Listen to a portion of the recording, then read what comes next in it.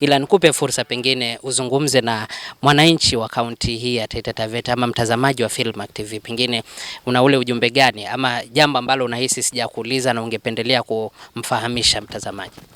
Labda tu nirudi pale kwa swala la uongozi wa kitaifa, na ni kweli kama nilivyogusia pale kwamba kule nyuma miaka mingi tumekuwa sana tukiwa tunaunga mkono chama cha ODM, lakini pia tuanze kujiuliza kipindi chote hicho tumeunga chama cha ODM, ni kitu gani ambacho tunaweza kusema sisi kama jamii, kwa kuwa katika chama cha ODM faida yake tumeona ndio hii na hii na hii. Mimi sioni, ndio nasema nikitofautisha na chama cha UDA, naweza kusema barabara ya Sagale tayari inaanza kuwekwa lami. Naweza kugusia soko la Maungu, naweza kugusia soko ile ambalo limeanza kujengwa Voi, naweza kugusia lile la Mwatunge, naweza kugusia affordable housings, naweza kugusia hostels, naweza kugusia hizi barabara hii ya Jipe Mata, hii ya Eldoro, hii ya kwenda Njukini na kwenda mpaka Loitoktok.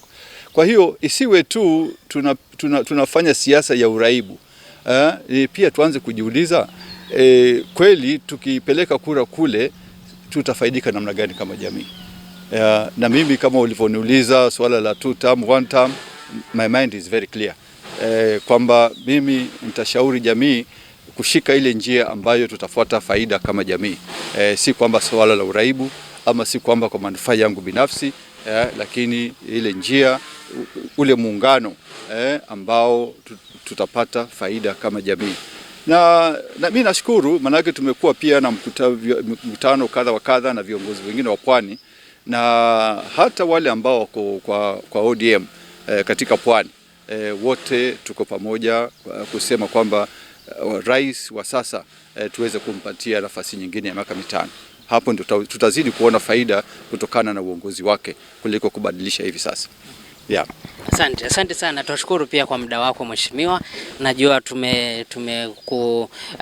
chukua muda ambapo ungekuwa unafanya masuala mengine ya kijamii, lakini tunashukuru kwa muda huu ambao umetupatia pia sisi wale wengine tukafaidika na ile elimu ambayo uko nayo katika masuala mbalimbali. Na najua si mwisho, tutakutafuta zaidi. Kumbuka kuna masuala ya siasa, tutafuata tuzungumze na wewe siasa, tukuulize swala la chama, tukuulize swala la pengine kati ya masuala ya mchujo, tuulize masuala mengi tu ambayo yanazingatia siasa. Lakini leo tulikuwa tunataka tufahamu, je, mheshimiwa Mrutu yupo, yafanya nini, shughuli ambayo yuko nazo zinafaidi vipi, na tunashukuru kwa yale ambayo umetueleza. No, asante sana. Mimi pia nashukuru, na mimi sina uchoyo wa mazungumzo. Kile chochote ambacho niko nacho, na hicho kitu nishakisema hadharani mara kadhaa kwamba chochote kile ambacho ninakijua ama niko nacho ni mali ya kaunti ya Taita Taveta. Kama kuna mahali naweza kuchangia, kama kuna mahali ambacho mawazo yangu yanatakikana, sina uchoyo. Kwa hiyo pia nashukuru kwa kupata hii nafasi ya kuweza kuongea, tuweza kuchambua masuala yote, na wajua pia watu wakiongea, hata na mimi pia wakati mwingine tukiongea hivyo, hata na mimi pia kuna kitu najifunza. Maana wakati mwingine usipoulizwa swali huwezi kujua utajibu, lakini hata baadaye unaanza kusema lile swali limeulizwa, labda nikiulizwa tena baada ya kufanya utafiti kidogo, kuna kitu hapa ambacho nilikuwa sijui, sasa nimekijua. Sasa Mariki akinifuata tena, haya maswali yake nitayajibu kutofauti. Kwa hiyo hata na mimi nishukuru kwa kunipatia hiyo nafasi, manake pia itanifungua mawazo, itanifungua akili kwenda mbele.